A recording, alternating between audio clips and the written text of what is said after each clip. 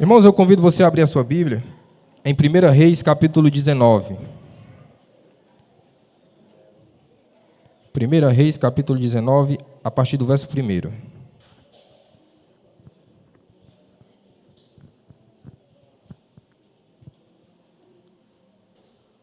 Primeira Reis, capítulo 19, o verso de número 1. Podemos ler? Vou esperar por você, não temos pressa em sair da presença do Senhor, amém? 1 Reis, capítulo 19, verso 1. E diz assim a palavra do Senhor: E Acabe fez saber a Jezabel tudo quanto Elias havia feito, e como totalmente matara todos os profetas à espada. Então Jezabel mandou um mensageiro a Elias, e diz-lhes: Assim me faça os deuses e outro tanto, se de certo amanhã, a esta hora, não puser a tua vida como a de um deles. O que vendo, ele se levantou, e para escapar com vida, se foi, e veio a Berseba, que é de Judá, e deixou ali o seu moço. E ele se foi ao deserto, caminho de um dia, e veio e se assentou debaixo de um pé de zimbro, e pediu em seu ânimo a morte. E disse-lhe: Já basta, ó Senhor, toma agora a minha vida, pois não sou melhor do que meus pais. E deitou-se e dormiu debaixo de um zimbro. E eis que então um anjo o tocou e lhe disse: Levanta-te, come. E olhou, e eis que em sua cabeceira estava um pão cozido sobre as brasas, e uma botija de água. E comeu e bebeu, e deitou-se. E o anjo do Senhor tornou segunda vez, e o tocou e disse: Levanta-te, come, porque muito comprido te será o caminho. Levantou-se, pois, comeu e bebeu, e com a força daquela comida, caminhou 40 dias e 40 noites, até Horebe, o monte de Deus. E ali entrou numa caverna, e passou ali a noite. E eis que a palavra do Senhor veio e disse: Que fazes aqui, Elias? Dê um pulinho para o verso 19. Verso 16. O verso 16. Também Ageu, filho de Nissim, ungirás reis em Israel, e a Eliseu, filho de Safate, e Abel-Melon, ungirás profeta em teu lugar. Glória a Deus. Irmãos, acabamos de fazer menção de um texto bastante conhecido. Estamos a falar da vida do profeta Elias. Elias, que foi um marco no Antigo Testamento, pois desde a época de Moisés não temos relatos de um profeta que operou tantos prodígios. Na época de Moisés abriu o Mar Vermelho. Na época de Moisés tivemos grandes prodígios. E Moisés foi aquele utilizado para escrever as tábuas da lei e para libertar o povo. Porém, quando o povo herda a terra prometida, há um silêncio no campo profético. Temos uma pausa muito grande. E aí entra a idolatria, entra a apostasia, entra todo um conceito que desagradava a Deus dentro do povo de Israel. Então é necessário que Deus levante um profeta para tentar trazer o conserto, para tentar trazer a reconciliação do povo ao Deus verdadeiro, o Deus de Israel. Elias aparece num cenário caótico. Se você for ler o contexto, Acabe vai reinar, e Acabe vai fazer aliança, vai casar, vai ter matrimônio com Jezabel, e vai trazer a idolatria para dentro de Israel. Jezabel, ela era dedicada, devocionada a Baal. Então, quando ela casa com Acabe, ela traz o costume da sua adoração pagã, fazendo assim com que o povo mais ainda se desviasse da vontade de Deus. O povo vai se afastando cada vez mais e mais. E Deus tem ciúme do povo de Israel, tem uma aliança com o povo de Israel, mas Israel se esquece de onde foi tirado. Israel se esquece que saiu do cativeiro. Israel se esquece que saiu do chicote de Faraó. Israel se esquece quanto Deus já tinha feito na sua vida. E há necessidade de levantar um homem, mas não é qualquer homem. Porque quando nós vamos olhar para a vida de Eliseu, de Elias. Elias é um profeta que marca a sua história, porque tem grandes feitos. É um profeta extremamente usado por Deus. E não poderia ser outro. Tinha vários profetas naquela época, tinha vários sacerdotes, mas o povo não estava em ativa, não estava em ascensão. O povo estava obedecendo o rei e a sua disciplina, e a sua falsa adoração. O povo estava todo corrompido. Mas há necessidade, assim como nos dias de hoje, do Senhor levantar profetas que se destaquem, profetas que falem em meio a uma geração corrompida, que não se drobam ao pecado e que não vão falar coisa para massagear o ego do rei. Elias, ou melhor, Eliaú no hebraico, quer dizer, meu Deus é Deus. Numa época caótica, o Senhor ele vai levantar um homem cujo seu nome quer dizer, o meu Deus é Deus. Por aí nós tiramos e temos já uma pequena noção de como Elias é escolhido desde o ventre da sua mãe, assim como Jeremias, assim como eu, assim como você. Escolhido para uma grande obra. O seu nome já quer dizer, meu Deus é Deus.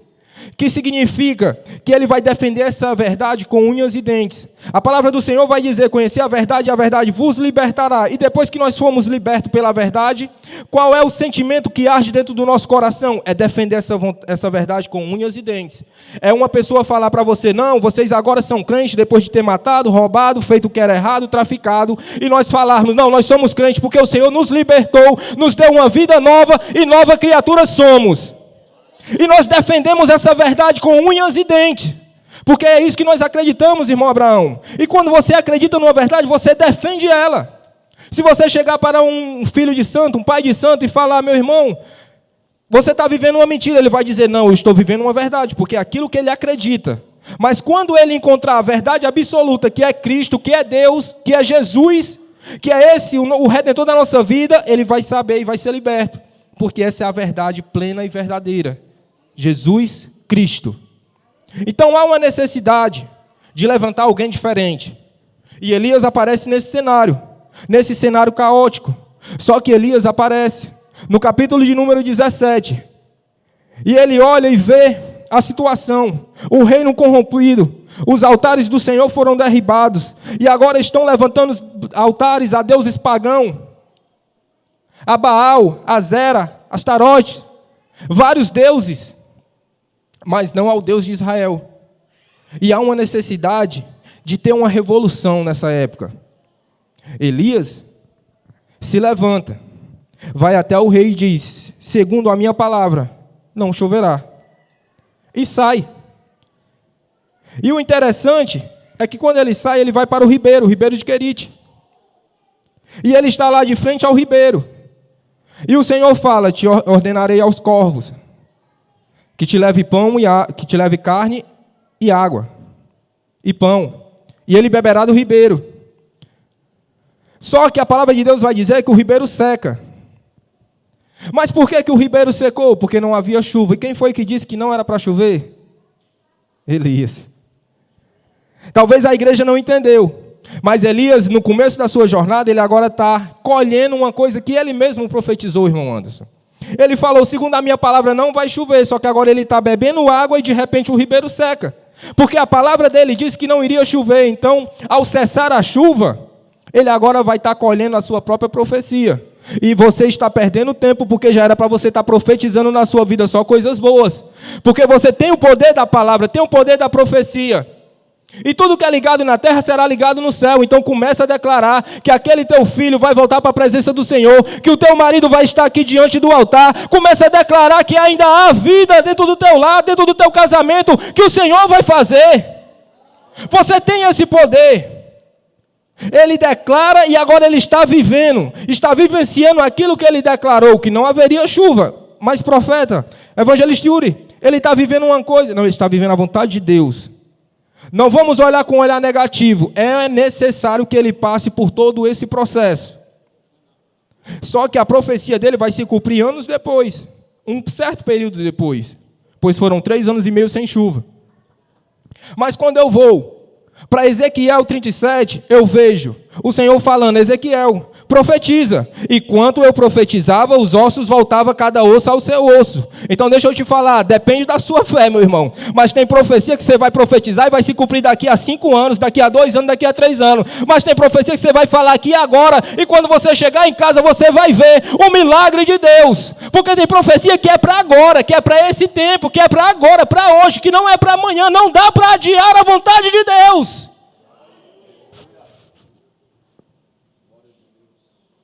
Mas temos que exercitar a nossa fé. É falar, Senhor, vai dar certo. Senhor, eu acredito em Ti. Vai acontecer e vai acontecer. Senhor, não aguento mais ver meu irmão nas drogas. Em nome de Jesus, hoje eu prego, eu declaro a libertação dentro do meu lar e ele vai sair das drogas. E quando você chegar lá, ele vai estar liberto e vai dizer, eu tenho um nojo tão grande de droga. Mas só acontece se você crer. Porque sem fé é impossível agradar a Deus. E Elias aparece nesse cenário. Aí depois vai se passando os anos e nada de chuva.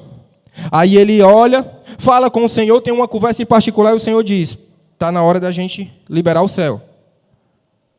Mas ele orou para o céu se cerrar, para cessar a chuva. Agora ele vai fazer uma oração e o céu vai se abrir. E ele vai e manda um mensageiro até o rei, dizendo, vai haver chuva, se prepara. E o povo já está desfalecendo, o povo está passando por amargura, o povo está passando por necessidade, está passando sede e fome, porque não havia água. Sem água, sem vida, sem água acaba tudo. A gente até sobrevive sem energia, mas sem água é uma necessidade. Aí o povo está passando por toda a situação, mas Deus é muito misericordioso. Porque em meio à nação de Israel, muitos se drobaram aos deuses falsos, aos deuses pagãos. Mas ainda há um povo que guarda, ainda há um povo que cuida da vontade do Senhor, ainda há remanescentes. E por amor a esses, o Senhor libera água, libera chuva. Aí, Elias vai até o rei e diz, por culpa tua, essas coisas estão acontecendo. Não, é culpa sua, você é o perturbador de Israel. Não, não sou eu o perturbador de Israel.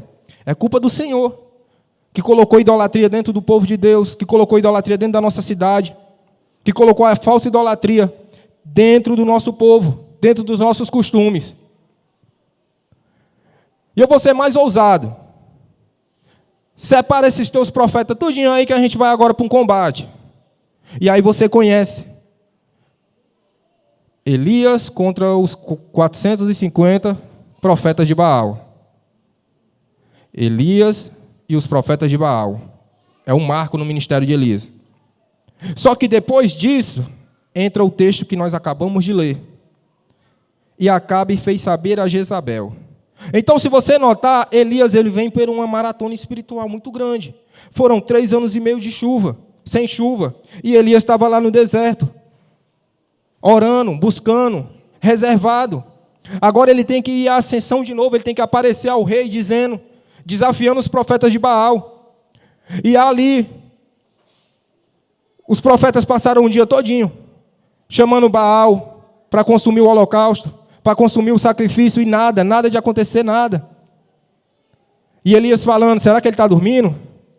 Então Elias já vem numa maratona espiritual muito grande, é um sobe e desce, a pregação que o pastor Carlos pregou domingo passado, é um sobe e desce, a vida é oscilante, é um sobe e desce. Quando a vida está na mesmice, está reta, é porque a gente está morto.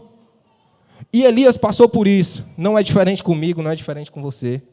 Muitas das vezes nós passamos por isso, nós passamos por oscilações na nossa vida. Passamos por um momento que nós estamos igual um super-homem, meu Deus, cadê? Não tem um demônio aqui para eu expulsar, não aparece uma oportunidade aqui para a gente fazer uma oração mais forte, louvar, adorar. Mas tem momentos que a gente, oh meu Deus, tem misericórdia de mim, tem que ser eu. Tanto obreiro capacitado, tanto obreiro bom, tem que ser eu. E tem momentos na vida que nós vamos estar desse jeito, entre altos e baixos. Com um profeta que foi um marco da sua geração, até hoje é falado. Com um profeta como Elias, aconteceu isso, quer dirá comigo, quer dirá com você. Então a nossa vida, ela passa por isso, altos e baixos. Mas quando nós olhamos no verso 3, Jezabel ameaça Elias, diz que vai tirar a vida dele como ele tirou dos profetas dela. E vendo ele, se levantou para escapar com vida. E se foi, e veio a Betseba, que é de Judá, e deixou ali seu moço. Irmãos, isso aqui me chamou muita atenção. Porque ele está passando por uma crise emocional muito grande. Uma crise pessoal. Ele fez grandes coisas em nome do Senhor. Mas agora ele está se achando incapaz. Ele está com medo. Ele está passando por uma depressão espiritual, pastor. É tanto que ele escapa por uma ameaça. Mas ele acabou de enfrentar 400. E agora, por causa de uma mulher, ele está com medo. Está correndo. E eu já vi pregador falar, ô caba frouxo.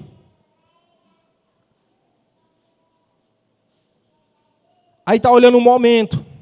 Está olhando o momento que ele está com medo, está olhando o momento que ele está depressivo, está olhando o momento que ele está oscilante, mas está esquecendo o passado dele, que há poucos dias estava fazendo grandes coisas para o Senhor. E aí julga, e desse jeito acontece nos dias de hoje. Ah, o irmão está fraco. Ixi, o irmão ali está fraco. Pois vai lá e levanta. Fazer missão é isso. É pegar o que está fraco e levantar e dar uma palavra de ânimo. É pegar o necessitado e levar um alimento. É pegar uma situação, uma família que está se destruindo, e você levar uma palavra de Deus, uma palavra de vida. Fazer missão é isso. Mas, infelizmente, a igreja, muitas das vezes, está dormente, adormecida para essa situação. Ela não observa.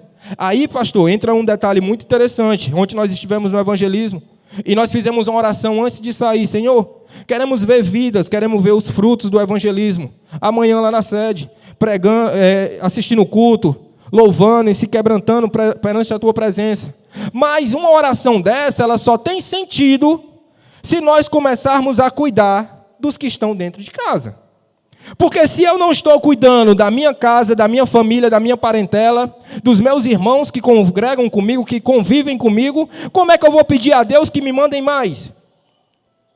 Não tem sentido, não faz sentido. Então nós temos que começar a amar mais, cuidar mais, prestar mais atenção, para que essas cadeiras não fiquem com esse vazio, para que haja necessidade de quebrar mais parede, de comprar mais cadeiras. Temos que cuidar dos que já estão aqui, para que o Senhor possa mandar mais vida para ser cuidada. E muitas das vezes isso passa desapercebido. Eu vejo que Elias está passando por uma depressão espiritual quando ele para e deixa o seu moço. Sabe o que é isso aqui, irmão Abraão? Isso aqui é ele falando assim, ó, eu vou parar de andar com Abraão. Abraão, fica aí, porque eu não quero mais conversa com Deus. E toda vida que eu olho para ti, Abraão, dá vontade de falar de Deus. Então, meu irmão, fica aí um tempinho aí, que eu vou mais adiante. Isso aqui é eu falando, pastor Carlos, eu sei que o senhor gosta muito de ir lá em casa, mas dá um tempinho, não vai mais lá em casa não, que eu quero tirar um momento para eu não quero saber de Deus. Pastor Edilson, não manda mensagem para mim não, pastor Edilson, porque eu não quero conversa com Deus, eu quero me desviar, eu quero me afastar, eu não quero mais conversa com a minha chamada. Isso aqui, quando ele deixa o moço, é porque ele quer deixar uma referência do que lembra ele do chamado dele. E acontece nos dias de hoje, acontece na nossa vida, já aconteceu comigo. Aconteceu de eu mudar o número do celular, porque eu não queria conversa mais com ninguém. Não, mudei o número do WhatsApp, mudei tudo. Porque eu não quero mais conversa, eu não prego mais, eu não louvo mais, eu não canto mais. E a primeira coisa que a gente quer é se afastar das referências de Deus. Eu não quero ver o Anderson tocando, porque me lembra Deus. Eu vejo ele adorando a Deus. Eu não quero ver a irmã Gabi louvando, porque me lembra a Deus. E aí a pessoa quer deixar o moço de lado. Esse moço aqui é a referência. É o que faz ele lembrar a chamada dele. E nessa hora ele quer deixar isso de lado.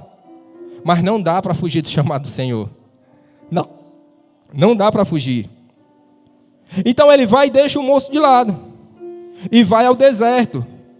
E se assentou debaixo de um pé de zimbro. E eu vou correr aqui porque o tempo é curto. Mas quando ele se assenta debaixo de um pé de zimbro, a palavra de Deus diz que ele está num deserto. E eu estava pesquisando, Senhor, mas por que o Senhor não fala que ele estava debaixo de um pé de castanhola? Que ele estava debaixo de uma mangueira? Por que o Senhor vai falar que ele está debaixo de um pé de zimbro? Que árvore é essa? Por que essa árvore é tão importante ao ponto dela ser citada 2 vezes nesse mesmo texto? E eu fui estudar, pastor Carlos. O zimbro é uma árvore que não dá no deserto. O que dá no deserto é a sassa, é o cacto.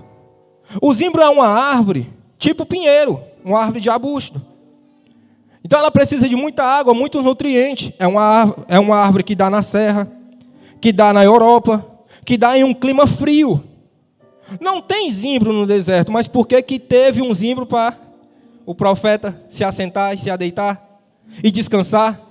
Isso ali é Deus falando, olha, tu pode ter deixado o moço lá atrás, tu pode falar que não prega mais, que não louva mais, mas onde tu for eu vou cuidar de ti. E uma hora a gente vai se encontrar de novo, porque a minha obra não vai parar na tua vida. Isso aqui é Deus falando para você, olha, o teu filho, o teu marido, a tua esposa, ele pode até estar descansando nesse momento embaixo de um pé de zimbro, falando que não prega mais, que não louva mais, que não quer mais conversa com a igreja, mas Deus está falando, Ele só está descansando, o Senhor está guardando e a promessa ainda vai se cumprir. Porque o nosso Deus é fiel. Quem tem promessa de Deus aqui, a promessa ainda está de pé, a promessa ainda está viva. E mesmo debaixo de um pé de zimbro, mesmo descansando, mesmo falando, Senhor, eu não quero mais. Mas o Senhor fala, você não tem querer, meu amigo. A vontade é minha. E foi isso que aconteceu no dia que nós assinamos o contrato. Senhor, eu confesso a Ti como meu único e suficiente, exclusivo Salvador. Nós falamos, Senhor, que não viva mais eu, mas que o Senhor, Cristo, viva em mim. E que seja feita a Tua vontade. Então quem vai prevalecer é a vontade do Senhor nas nossas vidas. Amém? Aí nós damos continuidade quando ele chega no verso de número 4. Elias e o pé de zimbro. Mas também acontece algo muito interessante.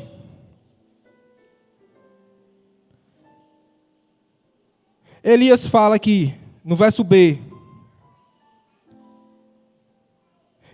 E ele se foi ao deserto, caminho de um dia, e veio e se assentou debaixo de um pé de zimbro, e pediu em seu ânimo a morte.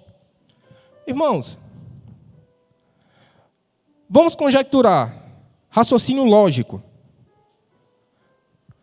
Pastor Adilson, como é que o camarada foge de Jezabel para não morrer e agora está pedindo a morte? O texto está dizendo, Elias se foi para escapar com vida. Só que agora passou 4 versículos e Elias agora está pedindo a morte. Por aqui a gente tira o grau. Como esse camarada estava desorientado, não sabia o que queria. Uma hora ele queria morrer, agora ele quer escapar, outra hora quer morrer, outra hora quer escapar. Ele não sabe o que ele quer para a vida dele. O que ele não quer é ter mais a responsabilidade de levar a palavra do Senhor. O que ele não quer mais é o seu ministério. Isso ele tem certeza que ele não quer. E eu estou falando de um dos maiores profetas, se não o maior. Só que chega um momento na nossa vida que é desse jeito, Senhor. Já preguei, já curei, então não me salvei. Mas cansei, Senhor, dessa vida, é muito cansativo. Já ajudei muitos problemas, mas quando chegou na minha vez não apareceu ninguém para ajudar. E o crente passa por isso, pastor Carlos. Vida de pastor é complicado. Porque eu fico imaginando, o pastor Edilson, ele tem que escutar o problema de todo mundo. Depois do culto ele senta aqui, a fila é grande. E dificilmente é para chamar para comer uma pizza. Normalmente é, pastor, está difícil lá em casa. Pastor, está difícil no trabalho. Pastor, meu casamento. Pastor, inúmeros problemas. Mas quem é que escuta os problemas do Senhor, pastor? Só Deus. O pastor tem que escutar o problema de todo mundo e tem que entrar em ação, pedir orientação a Deus e dar uma palavra de vida. Mas só tem Deus para escutar os problemas do pastor. Então vamos ajudar nosso pastor também, em oração. Diminuir os problemas, né? É difícil, mas vamos evitar levar mais problemas para o nosso pastor. Que aí a igreja caminha com saúde. Mas acontece isso, acontece muito. E aí chega um ponto que ele fala, tira a minha vida. Mas espera aí, desorientadozinho. Nesse instante tu estava pedindo para morrer, agora escapando para viver, fugindo para viver, agora tu quer que eu tire a tua vida? Já pensou se Deus fosse cumprir toda a oração que ele escuta? A bagunça que não era? Porque tem hora que a gente faz umas orações sem sentido. Eu fui uma vez para o evangelismo na madrugada, aí tinha um irmão que ele era bem radical mesmo. Aí, irmão, aconteceu isso, aquilo outro, eu cheguei em casa, o pessoal tira o capacete, porque agora é facção, tem que tirar o capacete. E eu disse, rapaz, eu não tiro não, e se vocês ficarem se metendo aí, eu vou orar para o meu Deus matar vocês. Aí eu, oxi. Aí fui um evangelismo com ele, peguei uma amizadezinha, no segundo fui, quando foi no terceiro ele foi falar, ô irmão, mas o Deus que eu sirvo, a gente ora para ele salvar, não é para matar não, irmão. Esse teu Deus aí não é do Estado Islâmico não, pronto, nunca mais falou comigo. Porque existe pessoas que é desorientado espiritualmente. A Bíblia diz para nós crescer na graça e no conhecimento, mas tem gente que quer crescer só na graça. E aí passa por situações dessas e acha que nosso Deus é terrorista. Não, nosso Deus ele se alegra na morte de um justo, mas ele se entristece na morte do ímpio. Porque sabe que aquela alma vai perecer, sabe que aquela alma vai direto para o inferno. Então o Senhor não se agrada. Então imagina se o Senhor fosse escutar cada oração, por isso a gente tem que vigiar até na oração. Vigiai e orai, ó. Vigia primeiro e ora depois, a gente tem que vigiar até na nossa oração. Senhor, que seja feita a tua vontade. Senhor, que a tua vontade esteja alinhada com a minha. Mas se porventura não estiver alinhada, que prevaleça a tua. Porque a tua vontade é boa, perfeita e agradável. Até nisso nós devemos ter zelo. Aí chega no verso de número 5. Já passa por toda essa situação, pede para morrer, está desanimado. Só que ele deitou-se e dormiu debaixo de um zimbro. E eis que então um anjo o tocou e lhe disse, levanta-te, come. De repente chega um anjo agora na cabeceira dele, na cama. E falei, camaradinha, levanta, come. E ele vai e come, mas não se levanta. E quando eu estava estudando isso aqui, irmão Abraão, ele vai falar um anjo, artigo indefinido. Quando ele fala um anjo, ele está falando assim, ó. O líder de jovens chegou e pediu, ó, mocidade, consagração amanhã, às 7 horas. Aí a mocidade olha e diz, não, tá bom, vou chegar. Chega 8, 9, 10. Porque ela teve a opção. Aí o pastor fala, obreiros, amanhã é evangelismo. Aí vem 2, 3, 4. Igreja, amanhã nós vamos fazer um mutirão aqui, vamos limpar a igreja, pintar a igreja, dar uma reforma. Aí vem 2, 3, 5, vem um grupo bem pequeno, a qual nós temos uma multidão que dava para fazer com mais excelência. Mas por quê? Porque foi um anjo que falou, é um anjo que está falando. Quando é um anjo, pastor, a gente tem a opção. Rapaz, eu não vou não. Estou cansado, pastor, a semana foi dura, foi puxada. Deixa eu dormir hoje até mais tarde. Quando é um anjo, a gente fala, não vou para o ensaio, não.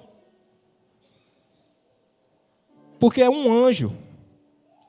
Só que quando a gente pula para o outro verso, vai dizer, no verso 6, e olhou, e eis que em sua cabeceira, no verso 7, e o anjo do Senhor tornou segunda vez, e tocou e disse, levanta-te, come, porque muito comprido te será o caminho.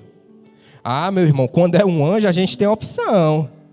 Eu não sei se eu vou, não sei se vai dar tempo, mas quando é o anjo, artigo definido, quando é o próprio Jesus, na teofania, encarnado, levantando e dizendo, chegando para você e dizendo, levanta-te e come, porque muito comprido te será o caminho. E o verso de número 8 vai dizer que com a força daquela comida caminhou 40 dias e 40 noites. Meu irmão, deixa eu te falar uma coisa aqui da parte de Deus. Você está fraco? Está fraco ao ponto de desobedecer a sua liderança? Está fraco ao ponto de questionar a autoridade? Está fraco ao ponto de dizer se vai ou se não vai? Deixa eu te falar, isso aí é porque eu estou pedindo, o pastor está pedindo, a liderança está pedindo. Aí você tem essa opção. Mas quando o Senhor fala, você não tem essa opção. É levantar e dizer, eis-me aqui. E nessa noite o Senhor fala, come dessa comida, come dessa palavra, que você vai ter força. Você pode estar fraco hoje, mas se você se alimentar do maná que cai do céu, da palavra quentinha que vem de Deus, você vai ter força para caminhar mais 40 dias.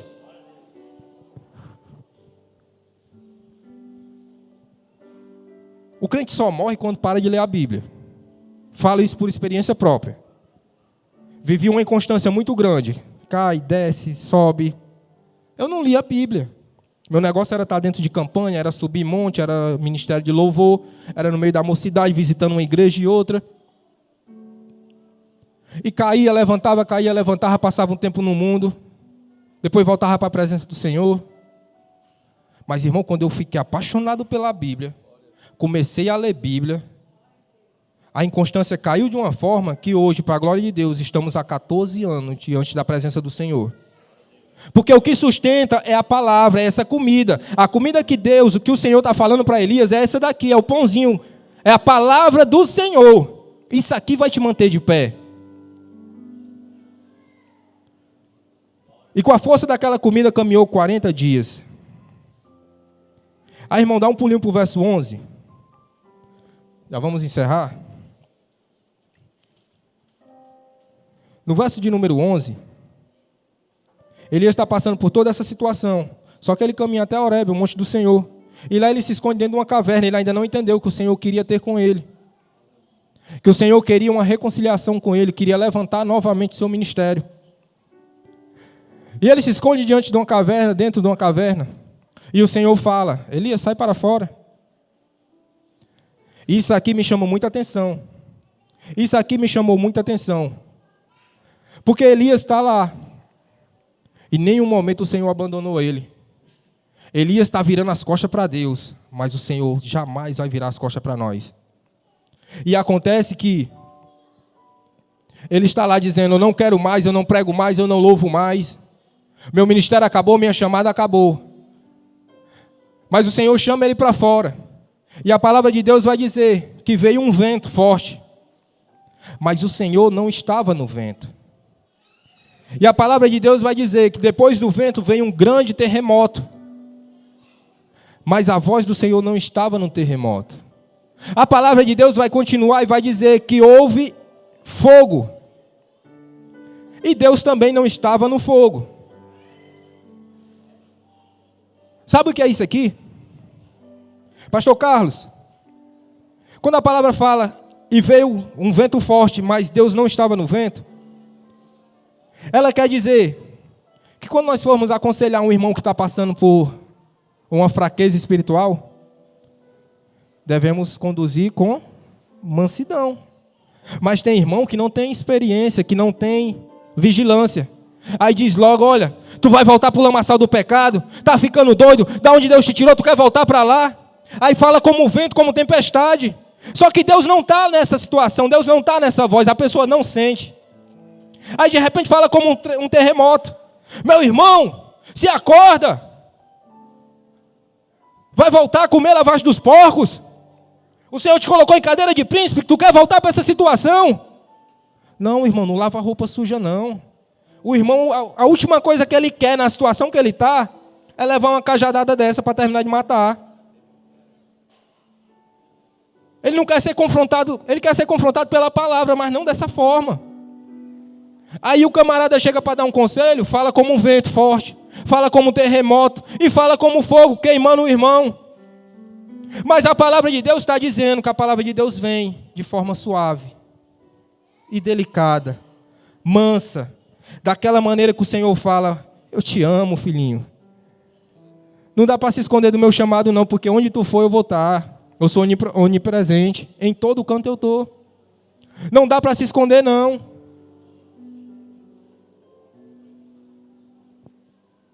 Então a igreja tem que ter vigilância nisso. Evangelista, mas é culto de missão. Irmão, eu só posso curar alguém se eu tiver curado. Ferido não sara ninguém não. Ferido não sabe sarar ninguém. Ana estava ferida.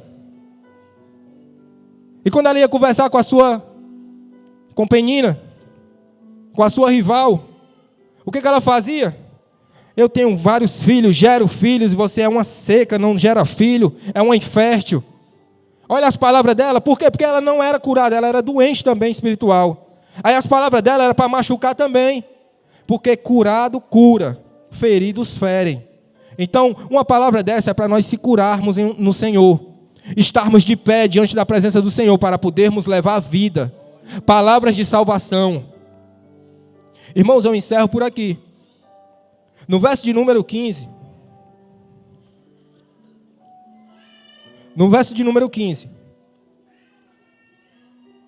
também a Jeú, filho de Nissim, 15. E o Senhor lhe disse: vai, volta pelo teu caminho para o deserto de Damasco. Vem e unge Hazael, rei sobre a Síria, para que mais tarde a Síria fosse instrumento de Deus para punir o povo de Israel pela sua desobediência. Também Ageu, filho de Nissim, ungirás rei sobre Israel. Espera aí, mas Israel não já tem rei? Não é Acabe? Então por que o Senhor está me mandando ungir um rei se lá já tem rei? Sabe o que é isso aqui? Isso aqui é Deus falando para você. Olha, eu estou te dando autoridade para ungir. Ungir que é o fim de Acabe na tua vida. Ungir que é o fim dessa situação na tua vida. Ungir que tempos melhores virão e que só depende da sua boca e da sua fé. Então nesse momento, igreja, começa a profetizar dentro do teu lar. Eu não sei a situação que você está passando, mas o Senhor manda te dizer: eu estou te dando autoridade para você declarar vitória dentro da sua casa. Então declara: acabou, Senhor. A minha prova foi até hoje. De hoje em diante é vitória, vitória, vitória, vitória.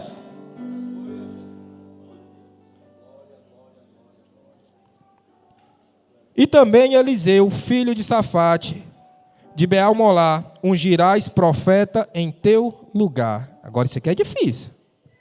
A gente que já liderou mocidade sabe. O pastor que lidera um grupo de obreiros, uma igreja, sabe. A responsabilidade da gente ungir alguém no nosso lugar, pastor.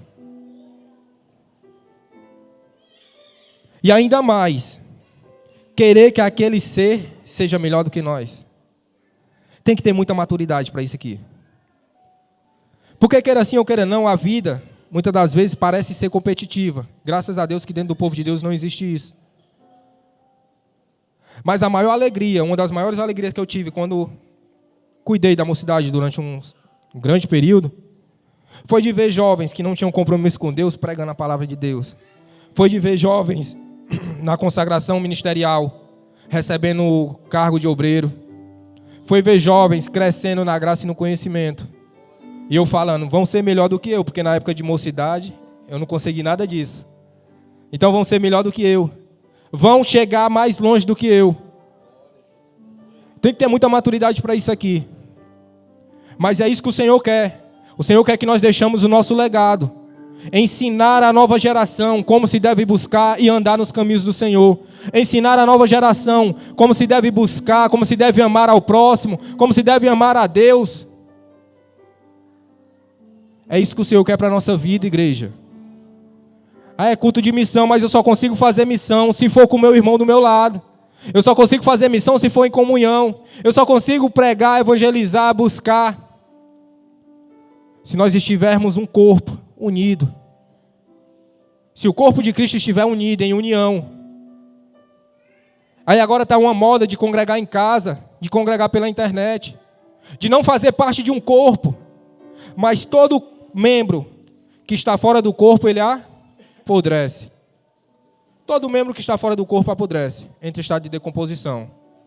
Então nós devemos estar em união, com um só propósito: pregar, crescer, evangelizar, buscar e estar no centro da vontade de Deus. Amém? Que eu agradeço a minha rica oportunidade, as palmas louvam o nome do Senhor.